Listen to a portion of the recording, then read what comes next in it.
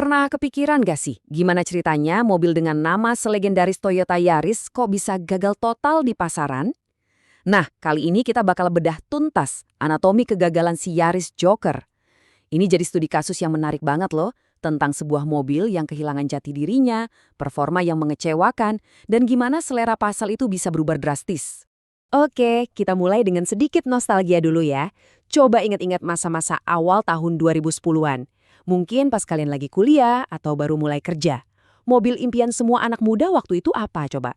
Pasti hatchback kan, yang bentuknya kompak, lincah buat selap-selip di jalanan macet, dan yang paling penting, keren abis.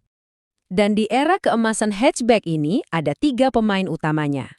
Jelas, ada Honda dengan Jazz GD3 dan GE8-nya yang populer banget. Terus ada Suzuki Swift sebagai alternatif yang juga asik.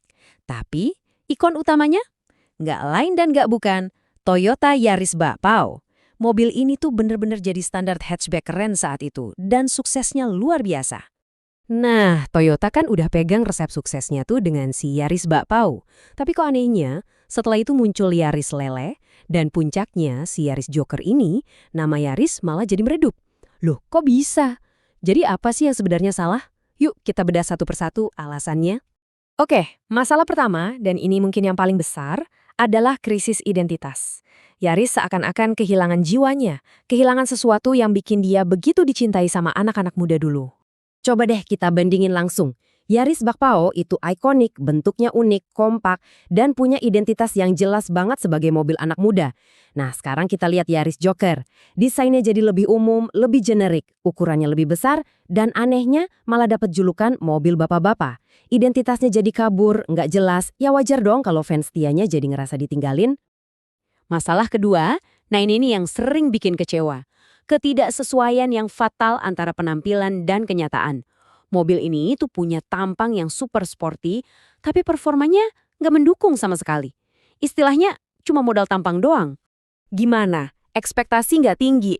Toyota bahkan pakai desain ini di ajang balap sekelas WRC loh. Harusnya kan itu jadi jaminan kalau mobil ini kenceng dan punya DNA sporty yang kuat. Jadi pas lihat tampangnya yang segahar itu, otomatis kita mikir, wah ini pasti kenceng. Iya kan? Tapi ternyata salah besar. Ini dia kenyataannya. Tenaganya cuma 107 daya kuda. Angka segini tuh langsung kayak nonjok ekspektasi kita. Kelihatan banget kan ada jurang yang dalam antara penampilan dan tenaga aslinya. Ya gimana, mestinya ini emang lebih fokus ke efisiensi, bukan performa. Poin paling krusialnya ya pas di bawah jalan. Banyak banget yang ngeluh akselerasinya lemot. Terus radius putarnya lebar banget, bikin susah kalau putar balik di jalan yang sempit. Feeling setirnya juga aneh, katanya ada dead spotnya gitu, jadi kurang responsif. Ditambah lagi peredaman kabinnya yang kurang bagus. Intinya, mobil ini sama sekali nggak fun to drive. Nah, selain masalah dari dalam mobilnya sendiri, ada faktor dari luar yang nggak bisa diabaikan. Jadi pas Yaris Joker ini lagi berjuang sama masalah-masalah internalnya, di luar sana, selera pasar otomotif lagi bergeser total. Dan sang pengubah permainan itu adalah Honda HR-V. Kehadiran mobil ini tuh kayak memicu sebuah tren besar-besaran. Tiba-tiba aja konsumen mulai beralih dari hatchback ke compact SUV yang nawarin ground clearance lebih tinggi dan kelihatan lebih gagah dengan rentang harga yang nggak beda jauh. Pergeserannya tuh kelihatan jelas banget. Penjualan hatchback yang tadinya tinggi di awal dekade langsung anjlok. Sebaliknya, segmen compact SUV malah meledak. Singkatnya, Yaris Joker ini bisa dibilang lahir di waktu yang benar-benar salah. Pasarnya udah nggak di situ lagi. Dan ini dia paku terakhir di peti matinya. Kalau kita lihat dari sudut pandang finansial, membeli Yaris Joker itu bukan sebuah keputusan yang cerdas. Coba bayangin, dengan harga barunya yang nyentuh 334 juta rupiah, mobil ini harus bersaing langsung sama compact SUV yang lebih modern dan lebih diinginkan pasar. Harganya jadi terasa terlalu mahal untuk apa yang ditawarkan sebuah hatchback. Nah, pukulan finansial terbesarnya ada di sini, depresiasi. Penurunan harga jual kembalinya itu parah banget.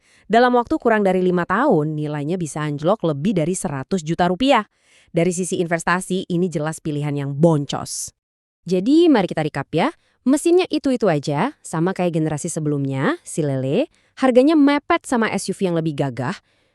Toyota sendiri malah ngeluarin Yaris Cross yang bikin versi hatchback-nya ini jadi makin nggak relevan. Ditambah nilai jual kembalinya yang jatuh, ya udah proposisi nilainya bener-bener hancur.